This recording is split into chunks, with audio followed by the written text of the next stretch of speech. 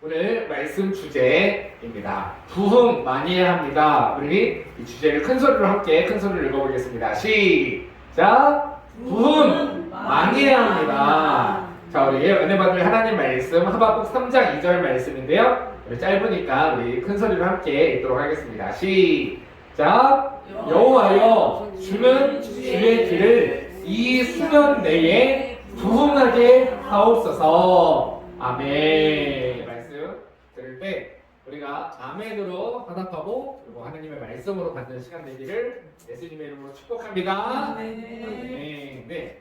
여러분들은 부흥하면은 어떤 느낌이 나시나요? 부흥이라고 우리 교회가 부흥해야 됩니다라고 했을 때 이게 무슨 어떤 말로 이렇게 들려주세요? 네, 숫자가 많아져야 되죠. 그래서 이 자리에서 꽉 찬 상태로 하나님께 예배를 드리는 그 모습을 우리가 부흥이라고 많이들 이야기를 해요. 그래서 그 말을 한국교회에서는 교인들의 숫자가 늘어나는 것을 우리가 부흥이라고 많이 말을 합니다. 그런데 이 부흥이라고 하는 글씨가 성경에 딱 한 번 나오거든요. 오늘 읽었던 하박국 말씀에 부흥이라고 하는 단어가 딱 한 번 나와요. 그런데 이 하박국에 나온 부흥은 사실 그런 의미가 아닙니다. 네. 그래서 이 하박국에서 나온 이 부흥이라고 하는 게 어떤 의미를 가지고 있는지, 주여 수년 내에 이 땅이 부흥하게 하소서라고 하는 이 기도가 어떤 기도인지를 우리는 오늘 말씀을 통해서 함께 나눠보려고 합니다. 하박국서에 보면은 하나님 앞에 하박국이 두 가지를 질문을 해요. 이때 이스라엘 상황이 어떤 상황이었냐면 이스라엘 사람들 안에 부정과 부패, 그리고 그때 당시에 권력을 가지고 있는 사람들이 수많은 사람들을 악탈하고 권력으로 부정부패를 하고 있었던 그런 시대였어요. 그런데 그런 이스라엘을 보고 하박국이 하나님 앞에 첫 번째 질문을 합니다. 뭐라고 하냐면 하나님 왜 우리를 구해주지 않으세요? 라고 말해요. 그 말이 하박국서에 보면 이렇게 나와 있습니다. 제가 읽어드릴게요. 천천히 읽어드릴게요. 여호와여, 내가 부르짖어도 주께서 듣지 아니하시니 어느 때까지니까 내가 강포로 말미암아 외쳐도 주께서 구원하지 아니하시나이다 라고 나와 있어요. 이거를 짧게 말하면 이 말이에요. 하나님 왜 우리를 구해주지 않으십니까? 그래서 쉬운 성경에 이렇게 나와 있어요. 살려달라고 부르짖어도 듣지 않으시고 폭력이다 하고 외쳐도 구해주지 않으시니 주님 언제까지 우리를 그렇게 그냥 주실 겁니까? 라고 나와 있습니다. 그래서 아까 말씀드렸지만 이 당시 이스라엘 사회는 폭력, 다툼, 약탈, 잔인함 등등이 가득하는 사회였고 지도층이 저지르는 부조리함이 가득했어요. 네. 그러다 보니까 하박국이 이렇게 질문한 거예요. 하나님 언제 구해주실 거예요? 제가 왜 이 불의를 보아야 됩니까? 언제까지 내가 이 불의를 보게 하실 겁니까? 라고 하박국이 하나님 앞에 질문하는 거예요. 네. 여러분 사실 우리 지금 우리가 이 세상을 살다 보면 우리도 그런 걸 많이 느낄 때가 있어요. 하나님 저런 악한 사람이 저렇게 부흥하고 저런 악한 사람은 저렇게 잘 살고 저런 악한 사람은 저렇게 돈도 잘 벌고 저렇게 악한 사람은 그렇게 자녀들도 잘 되는데 왜 우리는 그렇게 되지 않습니까? 라는 마음을 사실 우리도 가질 때가 많이 있어요. 저도 그런 생각을 참 많이 했던 것 같아요. 왜 나는 예수님을 믿는데 왜 저 사람들처럼 우리는 저렇게 잘 살지 못할까? 안 믿는 사람들은 저렇게 거짓말을 해서 사람들의 호주머니에서 돈도 훔치고 사람들에게서 정말 악한 것을 해서 부정하게 모든 것을 뺏어오면서 잘 살고 있는데 왜 우리 예수 믿는 사람들은 더 정직하면 더 잘 돼야 되는 거 아닌가? 라는 생각을 가졌던 것 같아요. 네. 그래서 이 말씀이 이렇게 나와 있습니다. 그런데 이 질문을 받은 하나님께서 뭐라고 하셨냐? 하나님의 답변을 한번 보도록 하겠습니다. 이렇게 말씀하세요. 하박국아 라고 말씀하시면서 잔인한 짐승 같은 바벨론 군대 알지? 저 옆에 있는 지금으로 말하면 미국 같은 큰 나라였어요. 저 나라의 백성들이 얼마나 잔인했냐면 사람들을 죽이고 약탈하는 일에 이스라엘보다 훨씬 더 앞장선 나라였어요. 한때 우리나라를 일제감정기 시대 일본 같은 느낌의 나라였어요. 그렇다 보니까 하나님께서 말씀하시는 거야. 야, 짐승 같은 저런 바벨론 군대 알지? 그 군대가 이스라엘로 쳐들어올 거야. 하나님의 백성 이스라엘이 오히려 악을 창궐하게 했잖아. 그렇기 때문에 나 하나님이 바벨론 군대를 통해서 이스라엘을 내가 심판할 거야.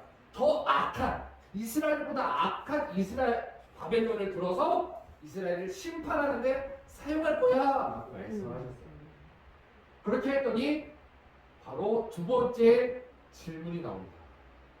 잠깐만요, 하나님, 그건 좀 아니지 않나요? 아니, 이스라엘 백성이 패역한 건 맞아요. 네. 심판을 받아도 할 말이 없는 것도 맞아요. 우리를 바벨론을 들어서 우리를 심판하셔도 우리가 할 말은 없는 건 맞는데, 그런데 악한 이스라엘을 심판하기 위해 더 악한 바벨론을 쓰신다고요? 그건 좀 아니지 않나요? 라고 말을 해요. 그랬더니 하나님이 두 번째 질문에 대해서 뭐라고 답을 하시냐면, 나도 알지.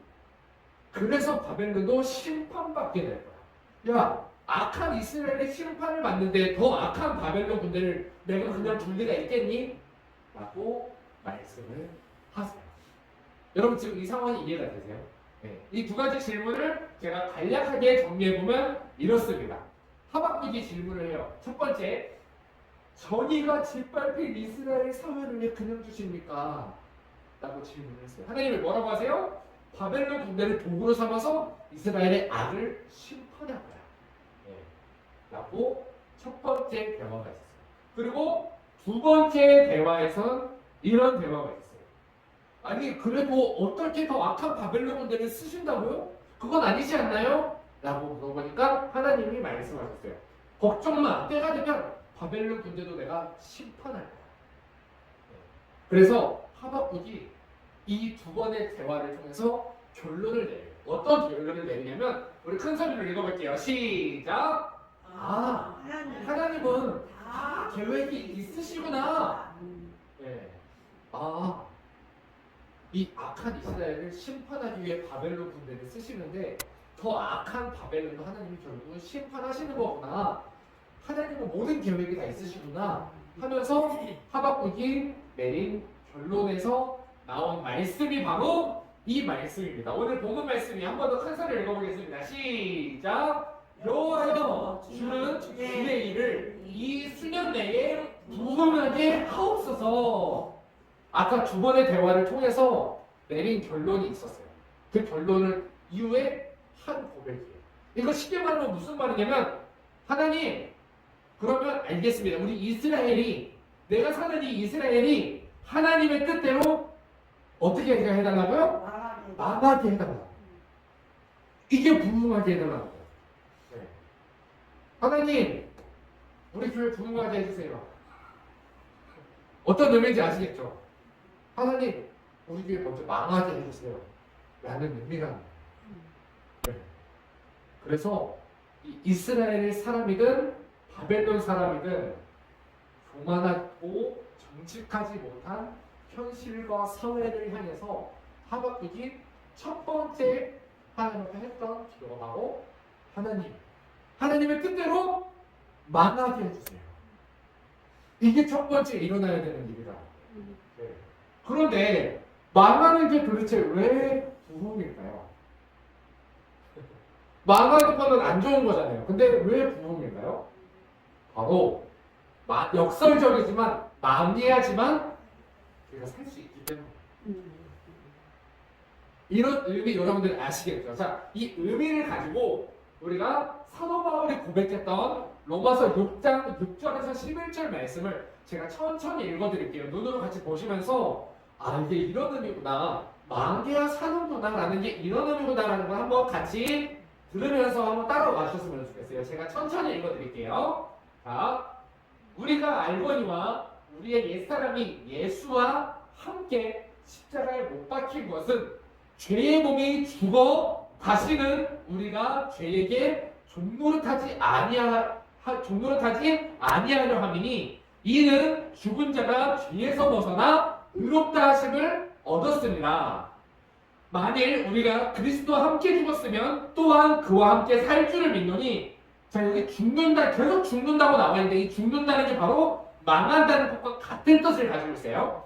이는 그리스도께서 죽은 자 가운데서 살아나셨음에 다시 죽지 아니하시고 사망이 다시 그를 주장하지 못할 줄을 알미로라. 그가 죽으심은 죄에 대하여 단번에 죽으시며 그가 살아계심은 하나님께 대하여 살아계심이니, 이와 같이 너희도 너희 자신을 죄에 대하여는 죽은 자요. 여기가 죽은 자예요. 죄에 대하여는 어떻게 돼요? 죽은 자. 쉽게 말하면 아까처럼 말하면 죽은 자, 죄에 대해서는 우리가 어떻게 해야 된다고요? 망해야 된다고.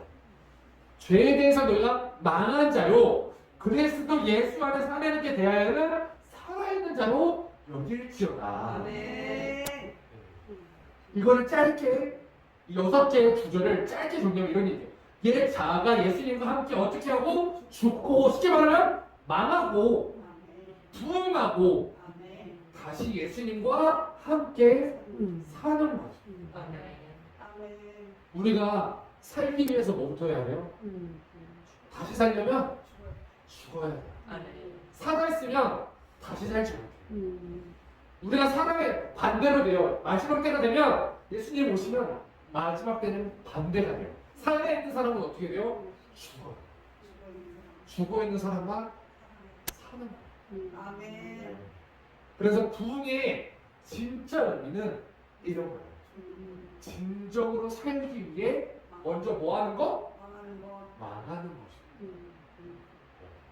그런 의미에서 우리나라가 지금까지 이렇게 수백 년 동안, 수백 년은 아니죠, 100년 좀 넘는 시간 동안 우리 한국 교회가 이렇게 오면서 수차례의 부흥의 경험이 있었어요. 대부흥 운동이 있었어요. 그 부흥의 운동마다 있었던 것이 있었는데 바로 뭐였냐면 회개의 운동이었어요. 글씨가 좀 많으니까 제가 그냥 간략하게 정리를 해드릴게요. 1903년에 우리나라 평양 쪽에 있는, 그 북한 쪽에 있는 원산이라는 곳에서 대부흥 운동이 일어났어요. 이 부흥 운동에 대한 설명이 이렇게 나와 있더라고요. 인터넷에 보니까 이렇게 나와 있어요. 길선주 장로님과 하디 선교사님을 중심으로 시작된 운동인데, 이 운동은 어떤 운동이냐면 하디 선교사가 공개적으로 자신의 교만과 죄를 고백했대요. 첫 번째. 쉽게 말하면 하디 선교사님이 설교하다가 설교를 하는 게 아니라, 여러분 저는 이렇게 교만한 사람입니다. 제가 이런 일이 있었을 때 제가 이렇게 행동을 했습니다. 제 마음속에는 이런 나쁜 마음이 있었습니다. 여러분들을 대할 때도 제가 사람으로 대한 줄 알았거든요. 근데 그게 아니라 내 마음속에 교만한 마음이 가득해서 여러분들한테 인정받고 싶었고, 나를 인정해주지 않는 저 집사를 볼 때 내가 너무 화가 났습니다. 그런 모습을 이 시간 여러분 앞에 하나님 앞에 회개합니다 라고 하면서 설교하다가 그 자리에서 회개를 합니다. 그 모습을 바라본 성도님들이 어떻게 되냐면 서로, 선교사님 저도 그랬습니다. 선교사님이 저한테 이렇게 하셨습니다. 저 선교사님이 너무 미웠습니다. 이러면서 자신의 죄를 고백하기 시작하고, 그 자리에서 선교사님 저는 튀길놈입니다. 저는 이런 나쁜 짓을 했고, 제가 막 불륜도 저질렀고, 제가 이런 사기도 쳤고, 제가 이런 거짓말쟁이입니다. 제가 이런 악한 사람입니다 라고 하면서 서로가 회개하기 시작합니다. 개인적인 회개가 공동체적인 회개로 확산되어서 교회 안에 놀라운 성령의 역사와 부흥이 시작됐어요. 우리 한국교회 이런 교회예요. 우리 한국교회 시작이 어떻게 시작됐냐? 뭐 선교사님들이 와서 엄청난 일을 하고 의학적인 무언가 선교를 하고 교육의 사업을 하고 막 이래서 부흥된 게 아니라, 우리 한국교회 뭐로 부흥했어요? 회개로 부흥. 그렇기 때문에 이 대한민국이 제2의 이 예루살렘이라고 불릴 만큼 위대한 나라가 된 거예요. 왜요? 회개로 시작했습니다. 그거가 끝이 아니에요. 조금 더 4년 지나서 우리가 너무나도 잘 알고 있는 평양 대부흥 운동이 일어났어요. 이때도 마찬가지로 이 길선주 장로님, 장대현 교회에서 열렸던 사경회 중에, 사경회가 뭐냐면 서로 말씀을 가르치고 배우는 시간이에요. 성경 공부를 하다가 길선주 장로가 공개적으로 자신의 죄를 고백한 게 도화선이 되어서 시작된 운동이에요. 성도들이 함께 통회하고 눈물로 회개했고 죄를 자백하고 서로 용서를 구했습니다. 이 회개의 물결이 전국적으로 번져서 한국교회 전반에 놀라운 영적 각성과 성령의 역사로 이어졌습니다. 이게 끝이 아니에요. 우리나라 그 다음에 1910년에 아주 마음이 아픈 일이 있었잖아요. 일본에 의해서 우리나라가 점령을 당했어요. 그리고 나서 있었던 너무나도 마음 아픈 사건이 신사참배라고 하는 아주 마음 아픈 사건이 우리나라에 일어났어요. 그런데 그 신사참배에서 끝난 게 아니었어요. 우리 대한민국 교회는 1930년에서 40년대에 신사참배를 거부한 순교자들의 신앙이 있었고, 그렇게 설령 신사참배를 했던 사람들도 마지막 문단에 보면 신사참배에 불복했던 교회와 성도들도 이후에 철저히 회개하고 다시금 신앙을 바로잡고 해방 후 교회의 재건을 하는 일에 중요한 밑거름이 됐는데, 이 중요한 밑거름이 뭘로 만들어졌다고요? 회개로 만들어졌어요. 교회가 살려면 제일 먼저 해야 되는 게 있어요. 망해야 돼. 망해야 돼. 그래서 이 부흥의 진짜 의미는 진정 살기 위해 망하는 것입니다. 그런데 우리가 여기서 오해하면 안 되는 게 한 가지가 있어요. 지금까지 우리가 들어왔던 양적인 성장은 부흥이 아니다? 이거는 아니에요. 양적인 성장은 부흥이 아니라는 말도 사실은 틀린 말이기는 해요. 부흥이라는 단어 뒤에 숨어있는 검은 속내가 문제인 거지, 숫자를 많이 늘려서 그 숫자로 힘을 가지고 돈을 가지고 부정하게 쓰려고 하는 교회의 권력층이 문제인 거지, 교회의 양적 성장이 잘못됐다는 것은 아니에요. 아멘.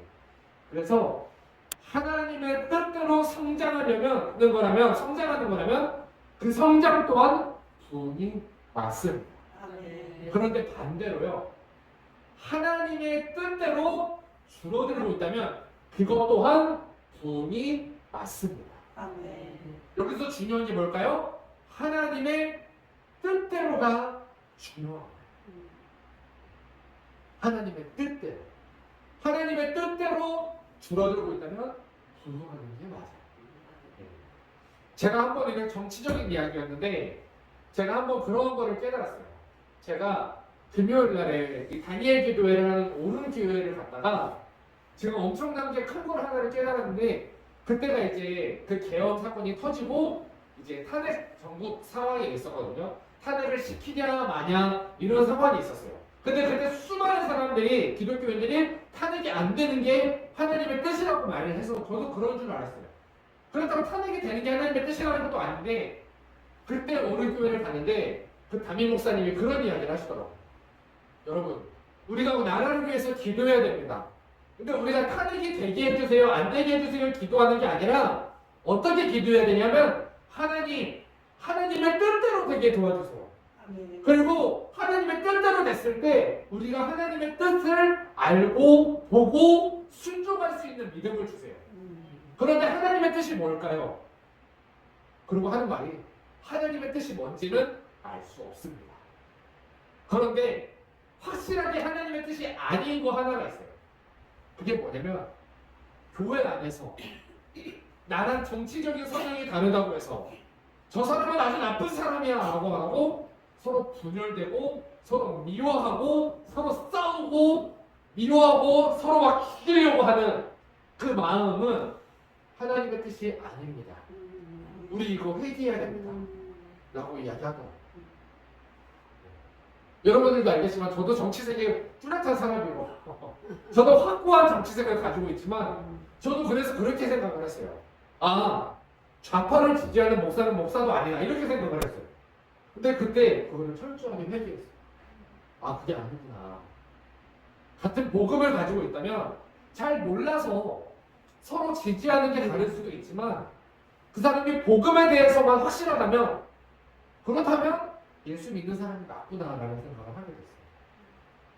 이것도 틀린 생각일 수도 있지만, 그때 제가 가졌던 포인트는 뭐였냐면, 하나님의 뜻은 우리가 알 수 없다. 하지만 확실하게 알 수 있는 하나님의 뜻은 성경 말씀이다. 성경 말씀에 보니까 미워하고 시기하고 분열하는 것은 바로 누가 좋아하는 거래요? 마귀가 좋아하는 거예요. 그러면 그게 하나님의 뜻일까요? 아니. 그러면 분열하고 미워하고 싸우는 것은 하나님의 뜻이 아니니까 회개해야 됩니다. 그러면은 잘 몰라서 악한 곳으로 가고 있는 저 사람들을 두고 미워하고 판단하고 비판할 게 아니라 불쌍히 여겨달라고 기도해야 됩니다. 그때 제가 이렇게 부서지더라고요. 그래서 성경에 보니까요, 수많은 사도들과 하나님의 쓰셨던 구약시대의 선지자들이 공통적으로 초점을 맞추고 있었던 게 있었는데요. 예수님을 믿고 하나님의 뜻대로 사는 사람의 숫자가 얼마나 있느냐는 중요하지 않았어요. 그거에 대해서 나와 있는 곳이 없더라고요. 딱 한 번 베드로가 말씀을 전했을 때 3,000명, 4,000명, 5,000명씩 돌아왔다고 말씀하고 있는데 그거 성경에 딱 한 번 나오고 그 다음부터는 똑같은 이야기가 나오지 않습니다. 그런데 계속 반복하고 있는 이야기는 뭐냐면 바로 성도들의 삶이 어떻게 변하고 있느냐, 아멘. 성도들의 성품이 어떻게 변화되고 있느냐. 아멘. 거짓말하는 내가 자꾸만 살아가지고 이게 변하지 않고 자꾸만 거짓말하고 있으면 그거는 성도가 아니래. 거짓말하는 너가 죽어야 돼. 거짓말하는 너가 망해야 돼. 음란한 너가 죽고 망해야 돼. 없어져야 돼.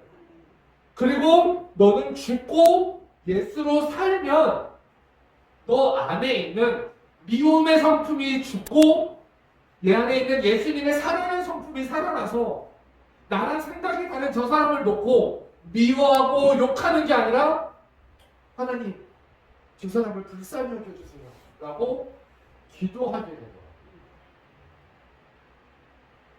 저도 이재명 싫어해요. 그런데 우리가 가져야 되는 올바른 정치의 태도는 하나님 저 이재명 대통령을 불쌍히 여겨주세요. 몰라서 그래요. 우리 교회를, 한국 교회를 핍박하고 박해하는 저거 몰라서 그래. 하나님 불쌍히 여겨주세요.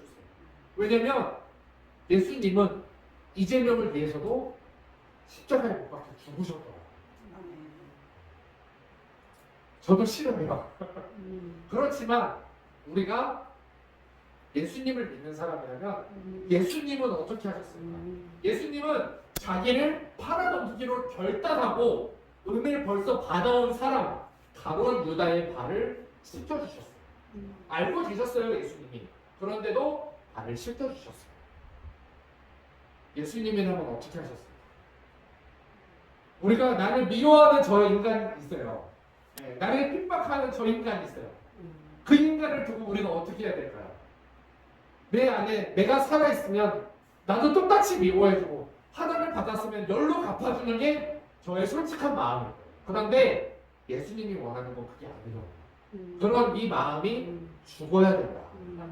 그래서 너의 삶이 변하고 너의 성품이 변하는 게 성경이 두고 있는 관점이에요. 네. 여러분 부흥의 진짜 의미가 어떤 건지 이해가 되시나요? 네. 우리 따라서 큰 소리로 우리 두 주먹을 한번 불끈 쥐고 한번 따라해 주세요. 예수님 안에서 망하고 예수님 안에서 망하고 예수님 안에서 죽고 예수님 안에서 죽고 다시 새롭게 태어나는 것이 태어나는 것이 부흥입니다. 부흥입니다. 네, 아멘. 아멘. 네, 이게 부흥이더라고요. 그렇게 다시 태어난 사람들을 성경이 뭐라고 말하냐면 의인이라고 말씀하고 있어요. 아멘. 그래서 그런 의인들이 이 악한 세상에서 믿음으로 말미암아 살아나고 승리하는 것을 바로 부흥이라고. 아멘. 그래서 부흥의 열매는 승리하는 거예요. 아멘. 쉽게 말하면 내가 망하고 내가 죽으면 그 망하고 죽은 것에 대한 열매가 승리한다. 살아난다. 아멘. 네. 그래서 이거는 그 다음에 이렇게 나와 있어요. 함께 큰 소리를 읽어보겠습니다. 시작. 의인은 그의 믿음으로 말미암아 살리라. 이게요 로마서 말씀에도 있는데 하박국서에 먼저 나와 있어요. 하박국이 수년내에 부흥하게 하옵소서. 그 다음에 나와 있는 말씀이에요. 바로 4절에 의인은 그의 믿음으로 말미암아 살리라. 이렇게 나와요. 그래서 하박국 2장 4절에 나와 있는 이 살리라랑 하박국서 3장 2절에 나와 있는 부흥하게 하소서는 한글로 보면 다르지만 성경 언어로는 같은 단어를 가지고 있어요. 그래서 우리가 부흥해서 살아났으면 좋겠어요. 아멘. 근데 먼저 어떻게 해야 된다고요? 망해야 된다. 어떻게 해야 된다고요? 망해야 돼. 죽어야 된다. 네. 이게 바로 부흥이라고 성경은 말씀하고 있습니다. 아멘. 아멘. 네. 그래서 제가 마지막으로 이 이야기만 하고 이제 마치려고 합니다. 성경에 보니까 너무 재밌는 이야기가 많아요. 네. 저는 예전에는 제가 순종하지 못하는 모습이 많았어요. 하나님 말씀에 순종하지 못하고 그런 모습이 많았어요. 근데 왜 그랬나 봤더니 기쁨으로 순종해야지만 순종이라고 생각을 했던 것 같아요. 근데 제가 한 가지 큰 걸 깨달았는데요. 성경을 보다 보니까요. 기쁨으로 순종한 사람이 별로 안 나오더라고요. 그런 생각을 해서 아브라함이요. 하나님이 엄청난 명령을 하나 하시잖아요. 어떤 명령을 하시죠? 네 아들 이삭을 나에게 번제로 바쳐라. 이거 무슨 말씀이냐면 번제 어떻게 되는지 아시죠, 여러분? 우리가 치킨 먹을 때 뼈를 다 발라 먹잖아요. 그것처럼 살과 뼈를 사람을 다 발라내야 돼요. 그리고 살을 태워서 드리는 거예요. 자식을 구할 수 있어요. 아브라함이라고 그걸 기쁨으로 했겠어요? 정신병자가 아니고 그걸 기쁨으로 누가 그걸 기쁨으로 해요? 성경에 보니까 아브라함이 그 산에 올라가잖아요. 모리아 산이잖아요. 네, 산에 올라가는데 이렇게 나오잖아요. 3일 길을 걸어가면서 3일 후에 그 성경에 보죠. 처음으로 고개를 들어 하늘을 바라봤대요. 3일 만에. 새끼 말하면 3일 내내 이러고 간 거예요. 얼마나 가기 싫었겠어요. 자기 아들 죽이러 가는 길. 얼마나 싫었겠어요. 너무 싫었어요. 하나님이 이 명령을 거둬주진 않으시려나? 이렇게 3일 내내 가다가 3일 만에 처음으로 고개를 들어서 이 산에 도착한 걸 본 거예요. 그 억지로 한 순종을 하나님은 믿음으로 보시더라고요. 성경에 보니까 또 엄청난 이야기가 있어요. 순종의 가장 중요한 이야기로 나오는 바로 예수님의 순종. 어떤 순종이죠? 십자가의 순종. 예수님 기쁨으로 십자가 지셨나요? 아니에요. 겟세마네 동산에서 뭐라고 기도하셨냐면요. 아버지, 나 이거 안 지고 싶어요. 피하게 해주세요. 나 안 지게 해주세요. 이걸 간절하게 기도하셨어요. 얼마나 간절하게 하셨냐면 순종하기 싫다고 기도한 거예요. 쉽게 말하면 아버지 내가 이거 십자가 지는데 순종하는 건데 나 이거 너무 하기 싫어요. 안 하게 해주세요. 라고 땀에 피가 나도록 간절하게 기도하셨대요. 억지로 그 십자가를 지고 가신 거예요. 기쁨으로가 아니라. 한 번은 이런 생각을 했어요. 여러분 집에서 애들 보면은 애들이 집에 와서 어릴 때 밖에서 놀다가 맛있는 거 먹고 집에 와서 바로 누워요. 그래서 여러분 뭐라고 하세요? 이빨 닦아! 라고 얘기를 해요. 얘가 바로 닦네요. 안 닦잖아요. 그럼 또 막 가서 막 닦으라고 하고 해서 억지로 화장실 때 데리고 가서 양치를 시켜요. 그럼 얘가 기쁨으로 이러고 닦나요? 아니에요. 그냥 하는지도 모르는지도 모르고 그냥 제가 뭐 억지로 닦아요. 억지로 양치를 하면 치아 건강에 도움이 안 되나요? 억지로라도 하면 도움이 되잖아요. 안 하는 것보다 낫잖아요. 그래서 내 마음속에 네가 기쁨으로 했느냐 억지로 했느냐는 물어보지 않으신다라는 걸 깨달았어요. 성경에 보니까 이 이야기가 나요. 주변에 형제가 있었는데 아버지가 밭에 나가서 일을 하라고 시켰어요. 그랬더니 첫째 아들은 어떻게 했어요? 알겠습니다 아버지 하고 안 나갔어요. 말로는 순종하고 행동을 안 했어요. 둘째 아들은 뭐라고 했죠? 제가 그걸 왜 해야 됩니까? 라고 반항을 했어요. 반항을 하고 어떻게 했나요? 네, 반항은 했지만 마음에 걸리고 아빠가 말했으니까 안 갈 수도 없고 그래서 억지로 갔어요. 누가 아버지의 마음에 합했죠? 둘째 아들이요. 기쁨으로 했느냐 억지로 했느냐는 중요하지 않더라고요. 했냐 안 했냐가 중요해요. 내가 이웃사랑을 못할 때가 있어요. 내가 망해야 돼. 내가 죽어야 돼. 근데 기쁨으로 하지 못하면 이거 의미가 없어. 내가 기쁨으로 하지 뭐 내가 마음속에는 막 억지로 저 사람을 막 용서하려고 하는 게 의미가 있겠어? 하나님이 억지로 하면 안 받아주실 거야. 아니 억지로 하는 거 너무 잘 받아주시더라고. 억지로 참아야 돼. 억지로 남이 미우면 그 미워하는 마음을 근데 왜 참냐? 너 왜 참았니? 라고 하나님이 물어보실 때 그 마음속 깊은 곳에 가보면 예수님이 그렇게 해야 기뻐하실 것 같아서 예수님이 있으면 돼. 내 마음속에. 너 왜 그렇게 열심히 기도했니? 기도하기 싫었잖아. 근데 왜 그렇게 억지로 그렇게 나와서 기도했니? 그래도 내가 예수님 사랑하는 마음이 제 마음속 깊은 곳에 이 손톱에 때만큼은 있어요.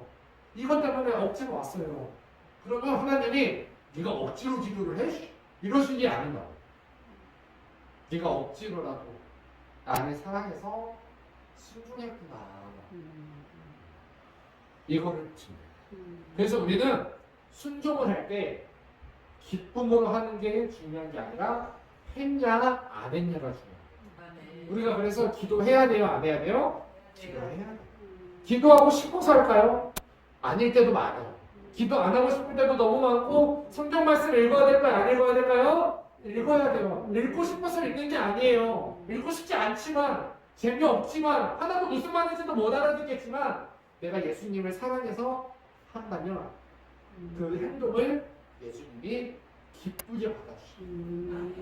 그리고 너가 하고 싶지 않은 너의 그 마음, 솔직히 기도 안 하고 집에서 TV 보고 싶은 그 마음을 네가 억지로라도 망하게 했구나. 억지로라도 죽였구나. 억지로라도 부흥시켰구나. 우리 부흥이 이런 의미다. 그리고 그렇게 부흥해서 죽은 사람의 결과가 어떻게 된다고요? 승리한다. 우리 함께 주먹을 쥐고 함께 큰 소리로 따라해 주세요. 부흥하면 승리합니다. 망하면 승리합니다. 죽으면 승리합니다. 우리가 이 믿음 가지고 우리가 부흥하며 사는 우리 사랑하는 평택 동원교회 식구들 되기를 예수님의 이름으로 축복합니다. 아멘. 우리가 이 의미를 잘 알고 가지고 우리 이 부흥 이 찬양 하나님께 올려드리고 우리 기도하도록 하겠습니다. 우리 가사에 집중하면서 우리 하나님께 찬양하겠습니다. 이 땅의 왕함을 보소서 하늘의 하나님 그를 베푸시겠고 우리의 죄악 용서하소서 이 땅 고쳐주소서. 오늘 들은 말씀의 의미를 기억하면서 찬양합시다. 오늘 내가 망이야 내가 죽어야 그것이 구원입니다. 이 땅에 무너진 기초를 다시 쌓을 때 우리의 우상들을 태우실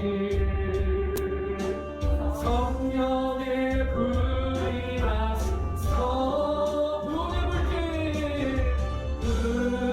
물길 타오르게 하소서. 주님 내가 듣게 없어서 말씀이 땅 새롭게 하소서. 은혜의 나물 흐르게 하소서. 성령의 바람 이제 불어와 오 주의 영광 가득한 새날 주소서. 오 주님 따라 이 땅에 우리 두 주먹을 불 끄시고 우리 가사를 생각하며 찬양합시다. 이 땅의 왕함을 보소. 주님 망하는 것이 부흥이라고 했습니다. 우리 이 땅의 황무함을 보시고 주님 내란의 황무함을 보시고 주님 먼저 내가 주어지게 하옵소서. 우세랑 용서하소서. 이 땅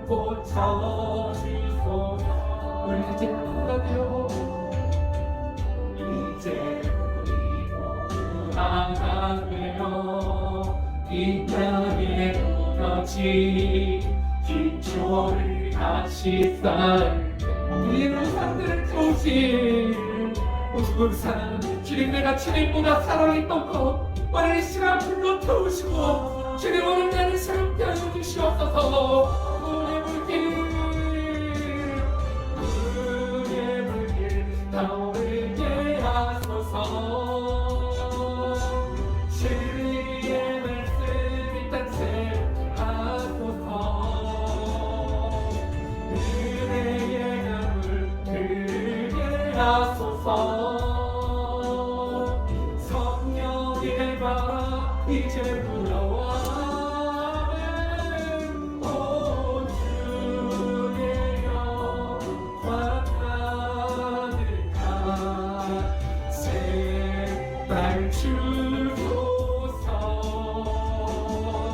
오 주님 나라 이 땅에 이 우리 서로를 옆에 들고 하나님께 찬양합시다. 우리의 물길 타오르게 하소서. 우리의 물길 타오르게 하소서. 아멘. 진리의 말씀이 땅새 하소서. 은혜의 강물 흐르게 하소서. 성령의 바람 이제 불어와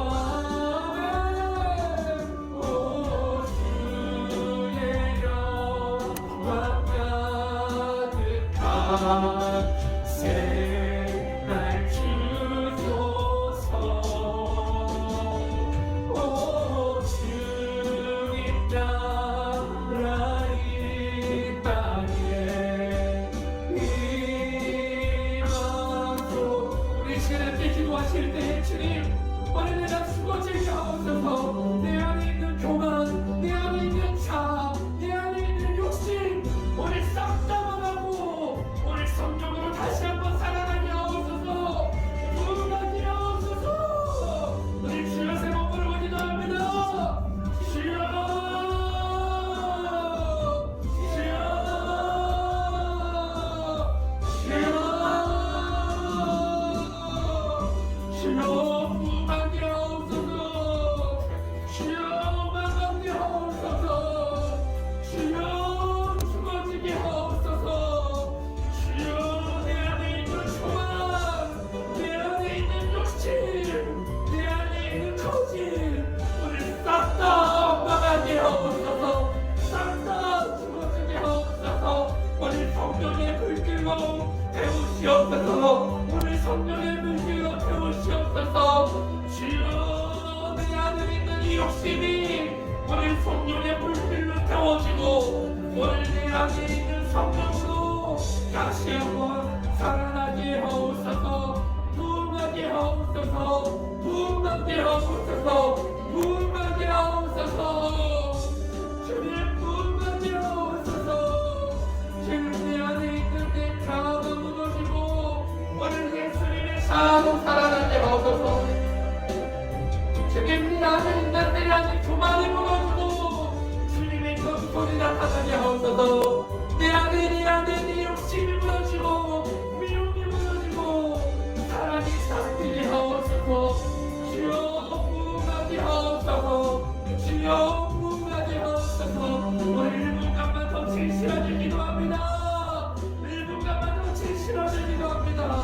주님 내 안에 내가 죽고 예수로 사는 삶, 내 안에 내가 죽고 예수로 사는 삶, 주님 그런 삶 살게 하옵소서. 예수님의 성품으로 살게 하옵소서.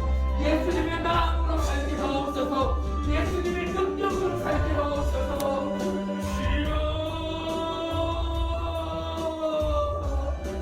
주님 내 안에 내가 무너지고 주님 나를 불쌍히 여겨주시옵소서. 주님 나를 불쌍히 여겨주시옵소서. 주님 나를 불쌍히 여겨주시옵소서. 예수님의 이름으로 기도하옵나이다. 아멘. 생명 되신 우리 주님 감사합니다. 주님 내 안에 있는 자아가 무너지게 하옵소서. 내 안에 있는 내 욕심이 무너지게 하옵소서. 주님 내 안에 있는 내 교만이 망하게 하옵소서. 주님 내 안에 있는 이 거짓말도 죽어지게 하옵소서. 그리고 내 안에 주님의 겸손함이 살게 하옵소서. 내 안에 있는 주님의 사랑이 살아나게 하옵소서. 주님 내 안에 있는 주님의 마음이 다시 한번 정말로 살아나서 샘솟던 내 안에 넘쳐나게 하옵소서. 그 주님의 마음으로, 주님의 겸손함으로, 주님의 생각으로, 주님의 사랑으로 주님 내가 섬기고 사랑하며 예수님을 나타내는 그런 부흥의 열매로 승리하는 사람 되게 하여 주시옵소서. 오늘도 그렇게 행하시는 주님을 찬양합니다. 내 안에 교만으로 역사하고 내 안에서 음란함으로 역사하고 내 안에서 거짓말로 역사하는 이 원수는 오늘 나사렛 예수님의 이름으로 명하노니 우리의 생각과 마음 가운데서 떠나갈지어다, 떠나갈지어다, 떠나갈지어다, 떠나갈지어다, 떠나갈지어다, 떠나갈지어다, 떠나갈지어다. 주님 내 안에서 약한 마귀가 주는 생각, 약한 마귀가 주는 교만함 싹 다 뿌리째 뽑혀서 떠나가게 하시고 오늘 성령의 충만함으로 예수님의 마음으로 살아가는 우리 사랑하는 평택 동문교회 성도들 우리 식구들 될 수 있도록 축복하여 주시옵소서. 주님 오늘 말씀을 통으로 부족한 자를 써주시니 감사합니다. 주님 나는 완전히 없어지고 오직 우리 예수님만 오직 우리 예수님만 나타나는 시간 우리 예수님만 기억되는 시간 될 수 있도록 축복하여 주시옵소서. 예수님의 이름으로 기도하옵나이다. 아멘. 우리에게 그 시간을 정말 박수 드립니다. 할렐루야.